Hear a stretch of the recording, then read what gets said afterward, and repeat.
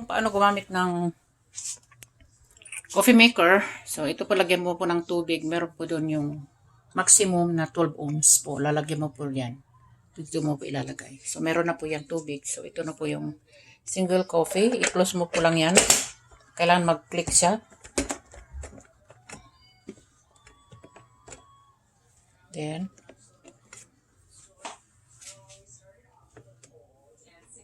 ito isaksak mo po yan.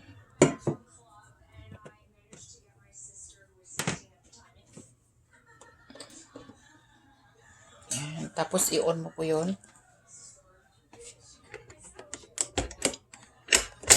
Yan, naka-click po yan dapat. And then, i-on mo po yan. Yan, i-click mo lang po. And then, magpapakulo na po siya. Naririnig mo po yung sound. It works. So, lalabas po yung tubig dyan. Ang galing, ha?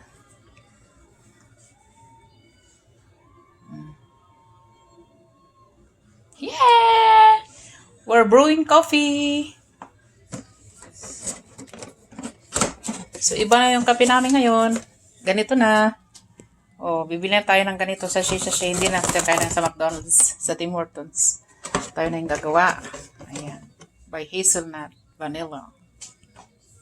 Wait natin po yung kape. Naka-on po yan. Pagka naluto na po yung kape, automatic po yan mag-off. It will come off by itself. And then, let's wait.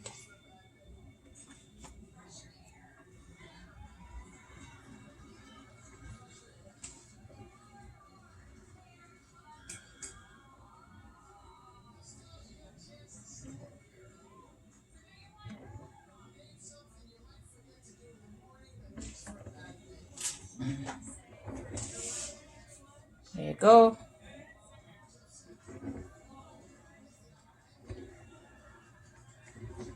Wait lang.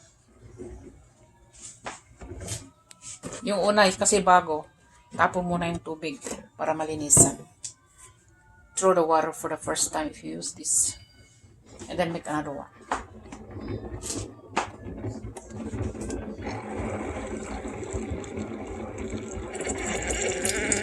Oh, yan na po. It's coming out, guys. The coffee is coming. Yan, mainit po. Be careful. It's very hot. So, whatever you put here, it will come out to here. Para tayo man ang ignorante nito. We have to speak in English. Mega love shout out to all my followers there who are speaking English. So we are brewing coffee, hazelnut vanilla. It's a medium roast. So you can add cream later on. Do not put cream here. Just put cold water. Do not put hot water as well. Just put cold water. Yeah. Almost done. Then it will come here. It should be fine, right? That's the way I make now the coffee. Savida. Oh, yes. So, tingnan natin yung pag namatay na yan, it will automatic off pagka naubos na po yung yung water ng kape. Ayan. So, nakita mo po yung green. It's easy to use, guys. It's good. And thank you, the one who gave me this one, Sister Sharon, in Heaven of Worship for the Christmas, December 25. Ayan, nag-off na siya, right? So, ayan. So, alisin mo na yung saksakan kung hindi mo na siya ginagamit. Saka ito, be careful kasi mainit po yan. So, alisin mo na po yung saksakan dyan. And then, our coffee is done. We can drink.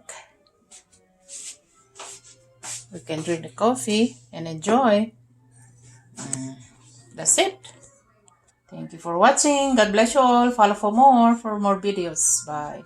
Sis Nora, ito yung binigay mo sa akin na cup. This is the cup you gave me. My cousin Nora. Thank you for the cup. God bless you. Bye-bye.